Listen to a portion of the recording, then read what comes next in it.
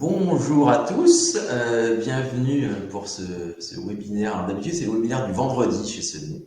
Donc là, c'est le webinaire qui va être le webinaire du jeudi pour changer. Voilà, donc l'idée de ce webinaire, c'est de vous parler avec Eric du fonds Sony Bonjour. Alpha Club.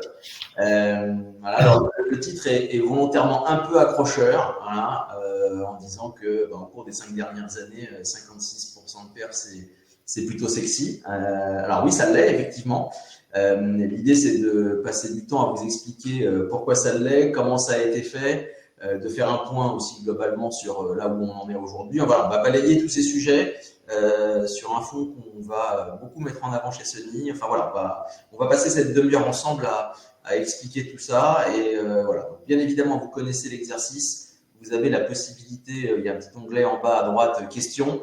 Donc n'hésitez pas à poser des questions. Voilà, vous êtes nombreux. Voilà, on essaiera de les relayer au fur et à mesure. Si on n'a pas le temps de répondre à toutes, comme d'habitude, ou Paul, ou Blaise, ou moi, on reprendra contact avec vous pour faire le débrief de la question qu'on n'aura pas eu le temps de traiter.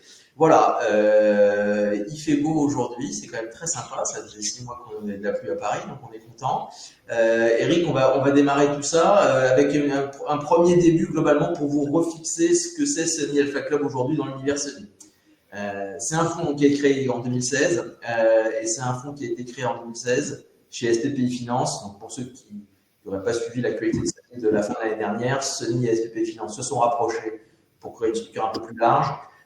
Et donc dans la corbeille de la mariée de SPPI Finance, il y avait un fonds qui s'appelait Bellara Club, voilà. Et donc ce Bellara Club, c'est ce fonds qui s'appelle maintenant Sony Alpha Club. C'est un fonds qui fait un petit 80 millions d'euros et il a subi, entre guillemets, 2 absorptions de fonds. Donc en fait, on avait 3 fonds diversifiés chez Sony qui étaient Bellara Club, Sony Horizon et Sony Patrimoine 2.0. Et on a décidé, pour une uniformisation de la gamme, une plus grande visibilité et surtout, on le verra tout à l'heure, une plus grande simplicité, à la fois en termes de gestion et de communication, de tout regrouper sous une seule bannière. Et donc ce fonds s'appelle Sony Alpha Club et il reprend bien évidemment le track total de Bellara Club qui a été géré par Eric chez SPPI Finance. C'est un fonds article 8, on parlera un petit peu de cette partie ESG parce que c'est un sujet qui devient évidemment éminemment important.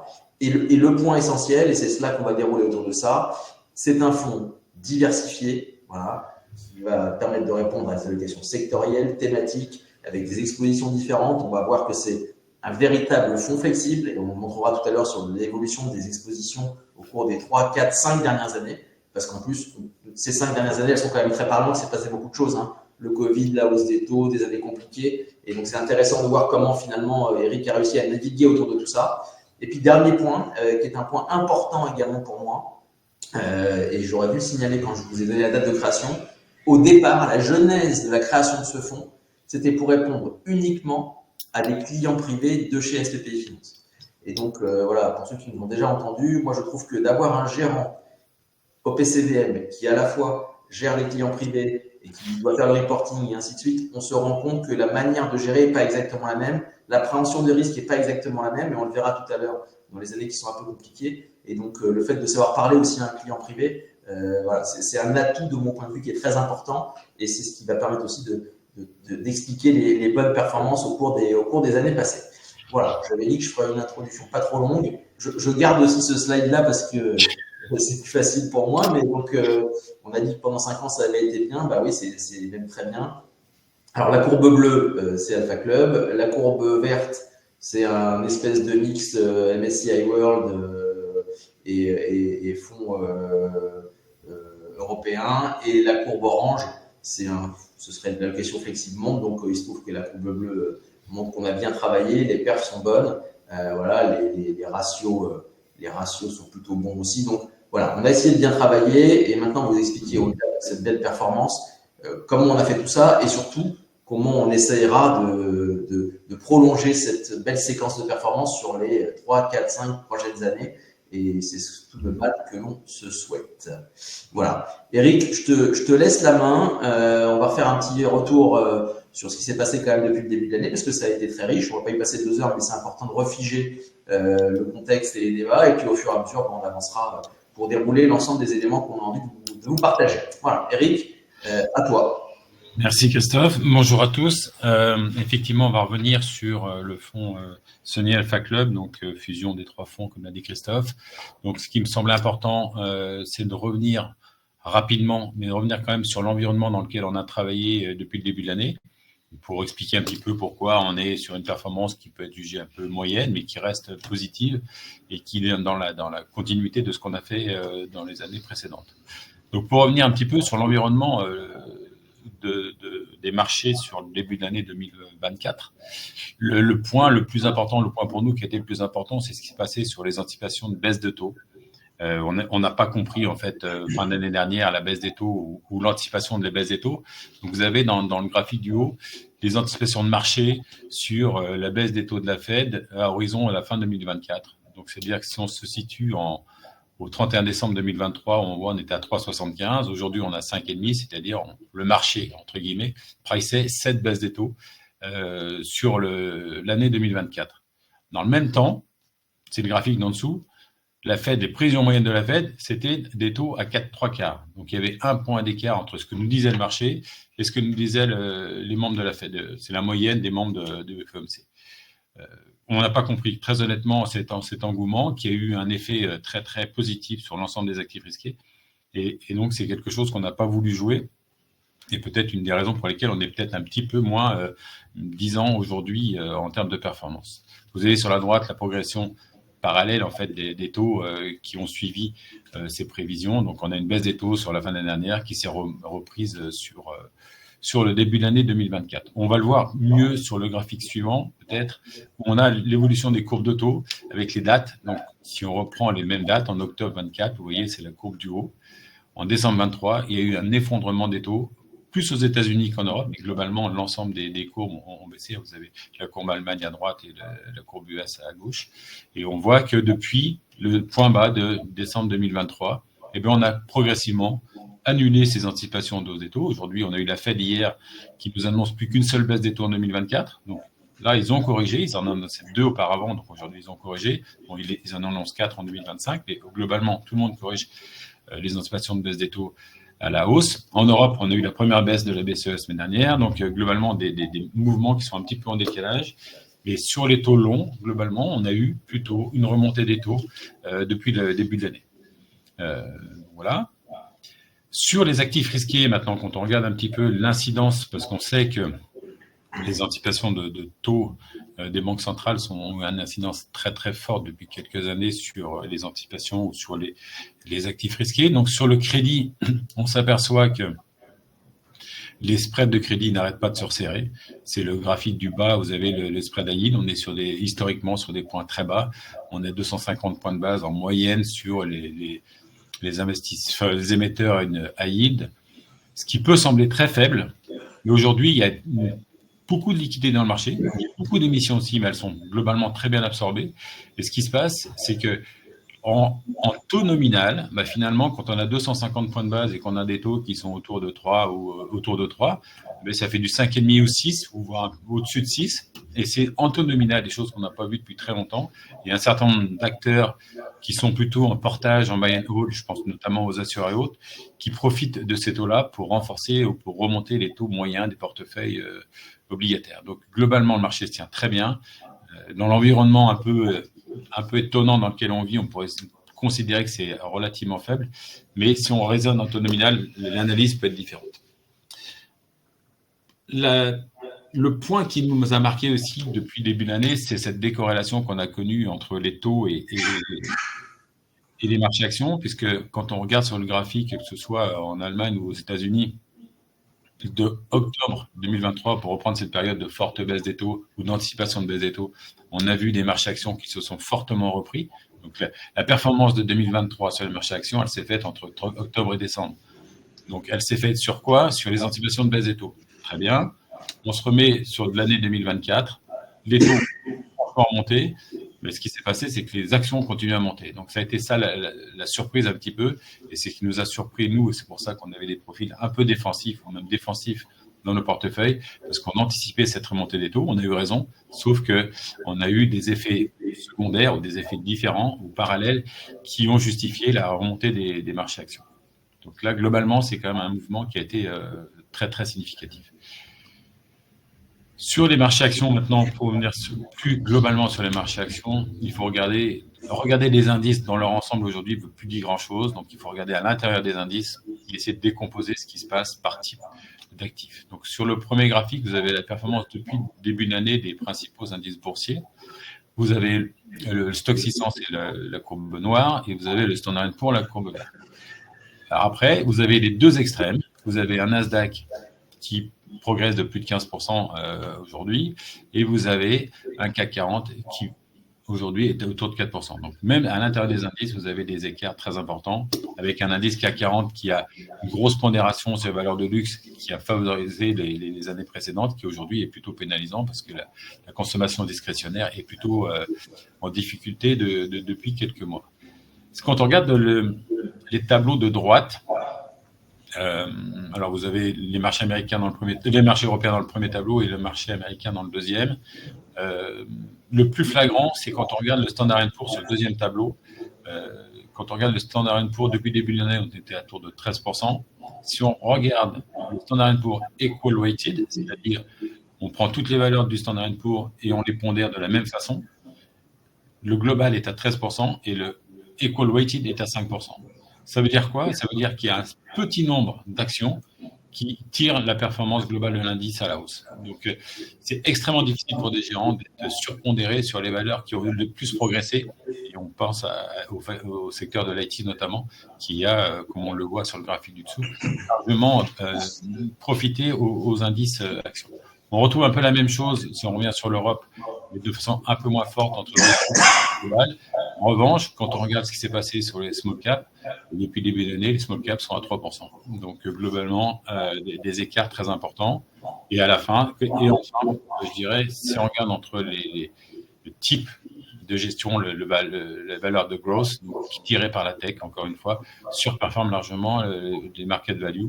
Donc, tout ce qui est un peu typé value. Que c'est un peu moins vrai parce que ça s'est pris depuis 3 mois, mais globalement, c'est toujours en retard sur ces segments-là. Si je regarde aujourd'hui où on en est des valorisations, vous avez les valorisations des deux côtés, le marché américain, le marché européen. Globalement, on a quand même, ce qu'on peut remarquer, c'est que les PE ensemble ont monté. C'est ce qu'on a vu. Il n'y en a pas eu la hausse des actions ont été plus fortes que les révisions de croissance des bénéfices, qui a entraîné une remontée des PE globalement. Mais quand on regarde le Standard & Poor's est autour d'un peu plus de 20 fois les bénéfices. Si on regarde sur 12 mois, sur les bénéfices, si on rajoute les prévisions de bénéfices sur les 12 prochains mois, on est plutôt à 18. Si on regarde sur les small, on est plutôt autour de 14 fois sur 2025. Donc, on ne peut pas dire que ce soit surévalué en dehors de la partie tech, mais ça, on va en reparler juste après. Sur l'Eurostoxx, on est un peu en dessous, puisqu'on est autour de 14 fois, 12,5 si on intègre les bénéfices de 2025. Et sur les small caps, en revanche, on est autour de 10 fois ou 10,5 sur les anticipations 2025, ce qui nous paraît globalement une opportunité dans les mois ou dans les trimestres qui vont arriver.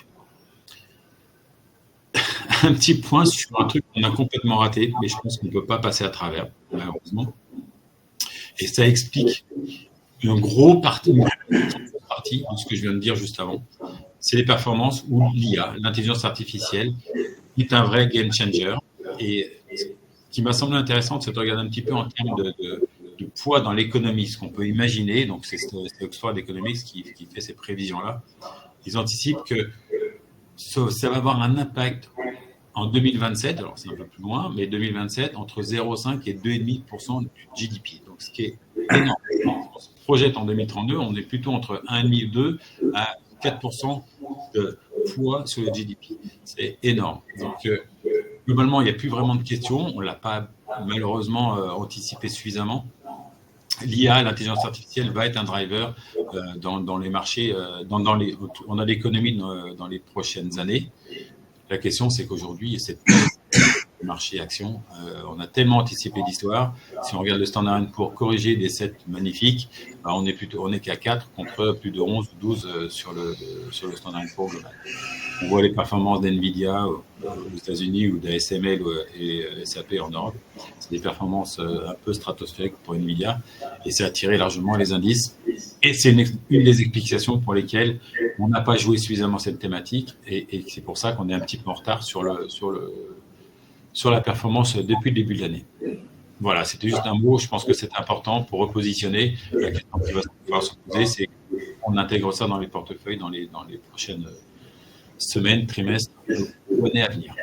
Non, c'était effectivement très riche et assez clair. On voit bien ce qui est intéressant aujourd'hui et ce qui donne, de notre point de vue, et c'est pour ça qu'on a voulu faire ce webinaire sur ce fonds, ce qui donne de la matière à ce type de fonds aujourd'hui, c'est l'ensemble des disparités qu'on vient de vous montrer. On le voit bien, la lecture, elle est compliquée, la lecture sur les taux, sur les valos, sur les zones géographiques. Aujourd'hui, avoir une vision un peu globale, c'est pas forcément évident. Alors là, on vous a montré de façon très factuelle la réalité opérationnelle des chiffres. Maintenant, le vrai travail qu'on a à faire, nous, au quotidien, c'est de dire finalement comment on transforme ces informations qu'on a au quotidien, qu'on traite au quotidien, comment on les transforme en termes de gestion et comment on les positionne à l'intérieur d'un portefeuille. Parce qu'en fait, tout le travail et tout le savoir-faire d'Eric, c'est de le faire de cette manière-là et de se dire, voilà, qu'est-ce qu'on en fait et comment on travaille ça. Et une fois qu'on a analysé tout ça, comment on se positionne, à la fois en termes de risque et comment on peut essayer d'appréhender de la performance. Donc, c'est plutôt, voilà, c'est le sens de cette partie-là et du positionnement qu'on a eu. Alors, juste avant que tu reprennes la main, le titre, il est assez clair. Un positionnement très / trop défensif en début d'année. C'est toujours un jeu de curseur qui est pas facile à monitorer. C'est-à-dire que dans un environnement où finalement les éléments ne donnent pas envie d'aller prendre du risque, globalement, quand on n'est pas payé pour le risque, on n'a pas tellement envie de le prendre.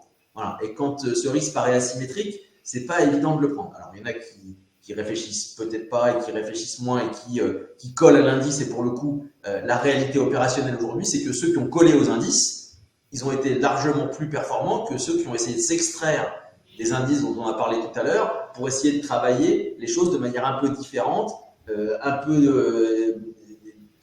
façon un peu différente. Et la difficulté aujourd'hui, c'est ça, mais historiquement toujours pareil. Rappelez-vous ce que je disais en préambule, c'est un fonds qui s'adresse au départ à des clients privés. Et donc, quand on parle à des clients privés, c'est toujours la même chose, mais là, je parle un peu à votre place à tous, mais on préfère toujours qu'on nous reproche un excès de prudence qu'un excès de zèle. Et ça, c'est un sujet qui est quand même très important, d'où le positionnement très ou trop défensif. C'est pour ça qu'on n'a pas choisi entre les deux mots, on ne savait pas lequel prendre. Mais l'idée, c'était de dire, voilà, on essaye de faire attention aux actifs qui nous sont confiés. Et ça, c'est un sujet qui est très important. Et là, on a à l'écran, je te redonne la main, voilà, ce qui a été bien et ce qui a été moins bien réalisé depuis le début de l'année. C'est ça, j'avais déjà présenté ce slide-là il y a 3 mois et il n'a pas beaucoup changé en fait. Et c'est toujours la même chose. On est toujours dans un portage obligataire positif, ça on le lit partout et c'est la réalité. On a essayé de jouer une repentification des courbes de taux parce que même si on n'anticipait pas la baisse des taux, on pensait que justement, plutôt que de se mettre sur une duration longue à l'époque, il valait mieux se mettre en relatif de courbe, donc en repentification de courbe. On n'a pas eu vraiment ce mouvement depuis le début de l'année, donc on va voir un petit peu ce qu'on en fait par la suite. La repentification des values, elle a plutôt pas mal marché, j'ai mis égal, mais globalement, sur les 3 derniers mois, depuis le début de l'année, c'est pas positif, mais sur les 3 derniers mois, il y a quand même un effet de rattrapage qui nous a permis de rebondir un petit peu. Et puis la diversification émergent et petite capitalisation, en revanche, là, ça a fonctionné. On a bien vu un rattrapage. Alors, c'était avant ce qui s'est passé en France pendant le week-end, mais globalement, il y a eu un vrai rattrapage des petites capitalisations sur les 3 derniers mois et de la même façon sur les marchés émergents. Et à l'intérieur de l'émergent, si on met la Chine sur les 3 derniers mois avait fait un parcours assez remarquable. Donc là, c'était plutôt pas mal. La diversification du yen, alors ça, c'est un vrai sujet. Le yen est au plus bas et encore au plus bas aujourd'hui. On attend la décision de la BOJ vendredi. La situation est assez compliquée à lire. La situation du Japon s'améliore. L'inflation importée est un peu forte. Il va falloir que la Banque du Japon prennent des décisions, mais tarde dans ces décisions, ce qui pénalise aujourd'hui la devise. Et donc, c'est quelque chose, c'est une pause, mais qui est relativement diluée aujourd'hui dans nos portefeuilles. Donc, ça, c'est pas on se pose la question de savoir si on revient sur ce thématique-là ou si on reste relativement défensif aussi. Voilà un petit peu. Si on regarde l'analyse de performance, donc la partie action a contribué positivement à la performance depuis le début de l'année, la partie obligataire également. Alors on avait un peu couvert les portefeuilles, c'est ce que vous voyez du côté futur en début d'année, ça nous a coûté. Ça explique pour ça on était défensif, comme l'a dit Christophe, et on le lit largement bien là-dessus, que ce soit sur les options ou sur les futurs. Et après, si on regarde sur le graphique de droite, donc c'est les obligations, donc on retrouve les actions de la zone euro, les actions émergentes et les convertibles. Ça, c'est un point sur lequel je peux peut-être revenir 2 minutes. C'est-à-dire qu'on a renforcé, on était quasiment sorti de cette poche, de cet actif un petit peu particulier, considérant qu'il n'y avait pas grand-chose à gagner avec des taux à zéro et des marchés actions plus hauts. Aujourd'hui, je trouve que les obligations retrouvent de l'intérêt dans des allocations d'actifs globales et permettent d'avoir à la fois du rendement et à la fois une indexation sur des actions qui souvent sont des actions un peu décotées. Donc, on a retrouvé de certaines valeurs sur les convertibles et c'est quelque chose qu'on va continuer à regarder parce que j'aime bien les profils et c'est un peu le profil qu'on aime bien mettre dans les portefeuilles du type de Sony Alpha Club. Je vais passer maintenant un petit peu à l'analyse de ce qu'on va faire dans les prochains mois. C'est peut-être là où est le plus intéressant plutôt que ce qui s'est passé. Ça me semble même que c'était intéressant de revenir un petit peu sur le passé. Donc, notre analyse des marchés financiers aujourd'hui, c'est qu'on a des surprises positives des deux côtés de l'océan. C'est-à-dire que quand on regarde les indices PMI, donc les indicateurs manufacturiers ou les services, de la zone euro, où il y a une certaine amélioration. On partait de bas, on était en dessous de 50, donc en dessous de 50, c'est plutôt une économie en contraction. Donc là, on était au-dessus de 50 sur la partie service. L'industrie manufacturière se reprend aussi. Il y a des effets de déstockage qui semblent terminés, donc il y a de nouveau une reprise. Donc il y a une vraie tendance, petite tendance. Alors c'est faible, encore une fois, on parle de niveau bas et on ne parle pas d'une accélération forte de la croissance européenne. Mais globalement, les choses sont plutôt dans un sens de une légère amélioration. Et on le retrouve, on le voit moins bien sur le graphique de droite, sur les indices de surprise économique. Mais les indices de surprise économique depuis quelques mois en Europe sont clairement positifs. C'est un petit peu, on dit un petit peu l'inverse, même si les indices manufacturiers sont souvent pris sur les derniers chiffres. La tendance était plutôt comment on peut dire, ralentissement de la croissance, c'est pas un bon mot, mais le ralentissement du rythme de croissance aux États-Unis après une période extrêmement bonne sur l'année 2023. Bon, je vous ai mis la Chine. La lecture sur la Chine est très très compliquée. Le marché immobilier, on le connaît, c'est une épine dans le pied de la Chine. Il y a eu des mesures qui ont été prises en mesure de soutien de l'immobilier résidentiel et de bureaux. La confiance des consommateurs est toujours compliquée, même si c'est reprise par rapport au plus bas, par rapport au mois de janvier. Il y a des chiffres on souffle le chaud et le froid. Globalement, on a le sentiment que ça s'améliore un petit peu, qu'on pourrait avoir des mesures de soutien. Donc, c'est comme une zone sur laquelle il ne faut pas être complètement absent, parce que les niveaux de valorisation sont quand même très, très bas. Donc, globalement, c'est pour ça que je vous ai mis ce graphique-là. Je fais un focus sur les États-Unis, parce que c'est quand même un des gros moteurs de la croissance mondiale.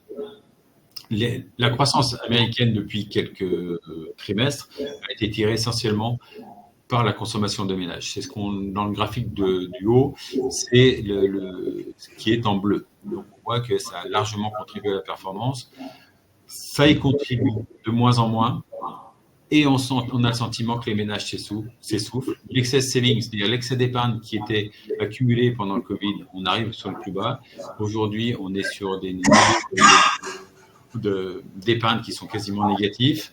À côté de ça, on a sur les cartes de crédit, sur les sociétés hautes, on a commencé à avoir un peu des difficultés, des défauts de paiement. Donc, c'est des signes un petit peu avant-coureurs d'une économie qui est moins dynamique qu'elle ne l'a été pendant les dernières années, post-Covid. Donc, aujourd'hui, on a le sentiment que ça s'essouffle un petit peu. Et on va voir le graphique d'après, mais c'est globalement... tu peux passer, Christophe, sur le graphique suivant. Voilà. Sur l'économie américaine, ça ralentit. Et ça se voit un petit peu sur l'inflation. Donc, le sujet de l'inflation, c'est un sujet, on voit bien que les marchés sont pendus aux chiffres. À chaque fois qu'il y a un nouveau chiffre d'inflation, la volatilité des marchés augmente de façon très significative. Le dernier chiffre était plutôt pas trop mauvais, donc hier les marchés se sont plutôt repris, les taux ont baissé, voilà. Donc c'est très court terme. Donc on essaie d'avoir une vision un peu plus long terme pour voir un peu la tendance. L'inflation, elle reste contrôlée. Le trend d'inflation pour nous, il est clair, il est plutôt vers la baisse. On est dans une phase de stabilisation, on est sur un palier, et donc on essaie de voir un petit peu ce qui se passe à l'intérieur. Et donc quand on regarde globalement, il reste un petit peu d'inflation sur les services, le shelter, donc sur l'immobilier. Et quand on a regardé les derniers chiffres, c'était sur l'assurance et sur le healthcare, donc sur tout ce qui est santé, qu'il y avait des points encore de résilience de l'inflation. Mais ça nous semble pas être quelque chose de récurrent, et donc on devrait reprendre un trend assez vite pour viser l'objectif cible de 2% ou de 2,5% d'inflation d'ici la fin 2025. L'emploi américain, ça c'est effectivement un point important parce que c'est là où on voit si l'inflation peut accélérer, si on a ce fameux le rapport entre les salaires et l'augmentation des prix qui se met en place. Aujourd'hui, on le voit sur les wage growth, donc la croissance des salaires, elle ralentit franchement. Le trend il est très net. Le nombre de nouvelles offres d'emploi, baisse significativement. Et on voit que le graphique en dessous, c'est juste, on sait que sur l'emploi américain, quand on a une tendance qui se met en place, ça peut s'accélérer très très vite. Et quand on passe les 0,5 sur le graphique de gauche, en général, on voit une accélération. Donc on n'en est pas là. Mais globalement, l'emploi américain s'assouplit un petit peu et donc va moins peser sur l'inflation dans les mois qui viennent. Et donc c'est pour ça qu'on reste sur cette trend-là d'une inflation qui va continuer à baisser, même si le dernier kilomètre, comme on l'a dit, sera plus difficile que les premiers qu'on a fait sur les 6 derniers mois. Pour résumer tout ça, voilà le scénario dans lequel nous on travaille. Voilà notre scénario central un petit peu, c'est ce que je vous ai expliqué, de dire le ralentissement du rythme de croissance US, c'est clair qu'il y a un ralentissement. On est sur ce que j'appelle une stabilisation positive de la croissance européenne. En clair, ça va mieux, même si c'est pas encore suffisant, mais ça va mieux. Et on va une poursuite graduelle du mouvement d'inflation. Donc, comment on décline ça sur les taux? Comment on décline ça sur les actions? Donc, sur les taux, on estime qu'on va avoir une baisse de la BOE, donc de la Banque d'Angleterre, d'ici peut-être à l'été ou le mois de juillet. La Fed, alors elle vient de baisser ses anticipations de baisse de taux à une fois en 2024, mais on imagine que ça peut être encore en septembre. Et on s'attend toujours à une hausse de la Banque du Japon. Sur les taux longs, quand on regarde les courbes de taux, on pense que les taux longs ont de la place pour une baisse aux États-Unis et en Angleterre. En Europe, il y a un peu moins de place. On est sur des niveaux déjà très bas. On a déjà anticipé beaucoup de choses. Donc, on est plutôt sur une stabilisation en légère baisse, mais plutôt stabilisation sur les taux longs Europe. Et cette fois-ci, on reprend la thématique qu'on avait jouée il y a 3 mois de replantification de la courbe des taux et de repricing des conditions de crédit. Les spreads risquent de s'écarter un peu. Ça veut dire quoi globalement? Ça veut dire que les émetteurs ou les taux du corporate, que ce soit sur le high-yield, risquent de ne pas profiter de la baisse des taux qu'on va mettre en place. Et donc, mécaniquement, on a un élargissement des spreads à ce moment-là. Sur les actions, on reste sur une surperformance des marchés européens émergents. Alors, on peut dire 2 mots sur ce qui se passe sur les élections européennes, mais je ne pense pas que ce soit un game changer pour le moment. On va voir un peu ce qui se passe sur les élections en France, mais pour moi, c'est pas aujourd'hui. Ça change pas notre vision sur l'évolution des marchés européens. Repricing du secteur value, je pense que ça va continuer en Europe notamment. Et la poursuite du rattrapage sur les small, il est en cours. Et vu les niveaux de valorisation, ça peut être vraiment les grands gagnants sur les 2 prochaines années. Alors, on peut pas parler de ça, c'est aussi, on en a pas reparlé, mais la gestion du risque pour nous est toujours très important. Donc, on peut pas parler de nos anticipations sans mettre en face les risques qui sont associés. Donc, dans les risques associés, vous avez le risque d'une reprise de l'inflation qu'on n'aurait pas vu pour une raison XY sur une reprise, je sais pas, de la matière première, du pétrole et autres, qui ferait une reprise de l'inflation et qui represserait l'ensemble des anticipations de baisse des taux. Là, on pourrait avoir un point très négatif. La guerre commerciale, alors on en a eu un exemple hier avec les taxes qui sont mises sur l'importation des véhicules électriques en Europe. On s'attend à avoir une réaction assez forte des Chinois.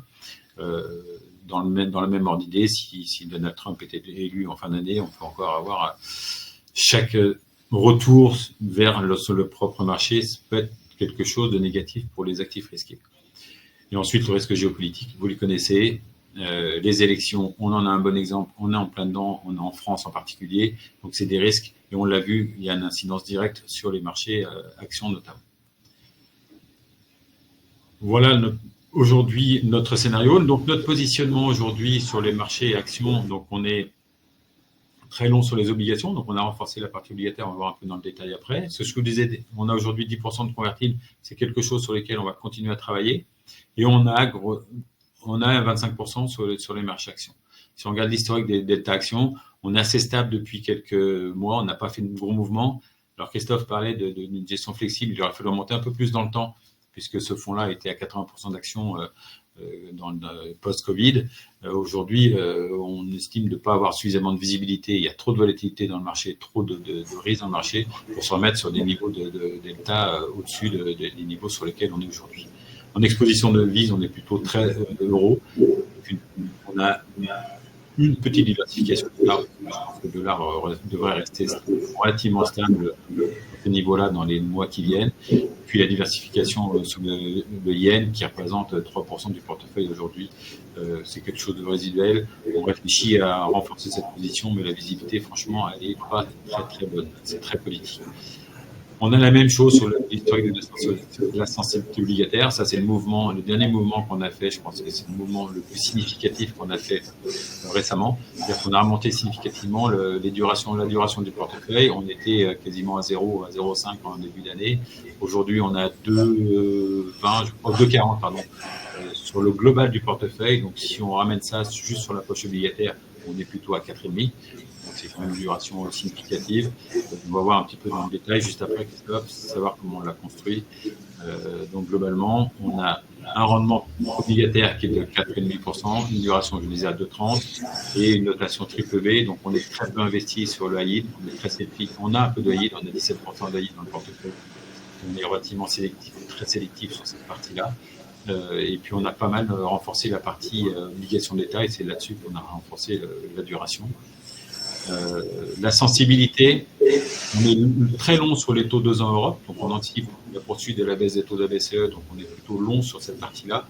Et la partie longue, on la joue plutôt sur le UK et sur les US. Et sur les US, on a fait quelque chose un peu différent, c'est qu'on est sur les indexés, donc on achète du taux réel, aujourd'hui autour de 2,10, en disant si on se trompe sur l'inflation, parce que la lecture elle est très très très volatile et la tendance change vite, on n'aura pas, c'est plutôt l'inflation qui va remonter, ce ne sera pas les taux réels, et donc on sera moins exposé dans ce cas-là sur les taux réels.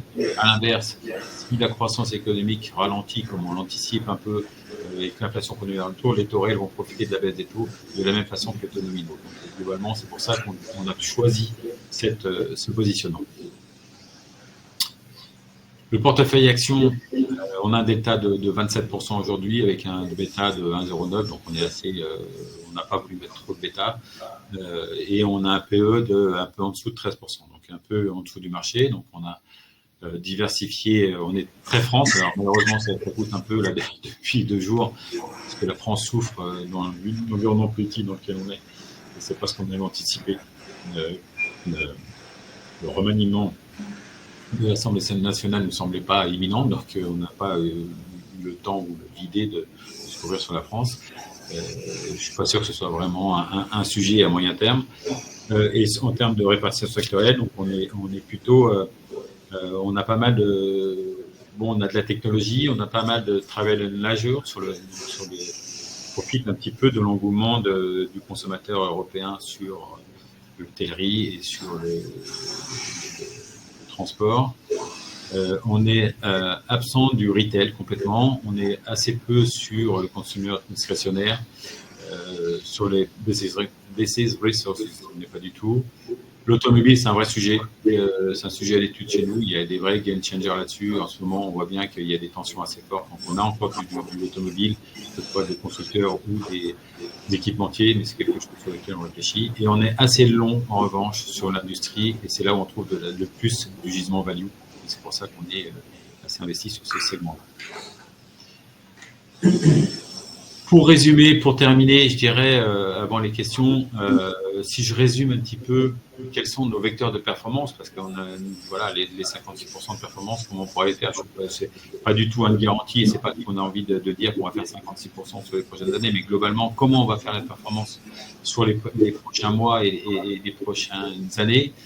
Oui, aujourd'hui, on a clairement un portage de 4% et on a vraiment que le choix de profiter de ce portage qui donne une assise au portefeuille, et pour un portefeuille diversifié, c'est important de partir sur une base de rendement. Donc, ça n'intègre pas les dividendes parce qu'il faudrait rajouter la partie dividende. Aujourd'hui, juste sur la partie négative, on est sur 4%. On a une gestion de duration assez forte, c'est ce que je vous disais préalablement. Et aujourd'hui, on a une tendance de remontée de la duration et on va continuer. Donc, on reprend ce que je vous ai dit sur l'exposition entre la zone euro, le UK et la courbe US. On a une surpondération claire sur les actions européennes avec un biais value. Et on a une vraie diversification sur l'émergent qu'on va pousser, je pense, dans les semaines, dans les mois qui viennent. Et sur les small caps, là, il y a peut-être une fenêtre avec ce qui se passe sur la zone euro pour revenir un petit peu un peu plus fort sur les small caps que ce qu'on l'a fait pour le moment. Et sur les devises, aujourd'hui, on n'a pas de position franche. On est en attente d'opportunités dans les mois ou dans les semaines qui viennent. Voilà un petit peu ce que je peux vous dire sur le positionnement, nos perspectives, et je suis pour répondre à différentes questions. Alors moi, j'ai vu tes paroles, hein, c'était limpide, c'était très clair.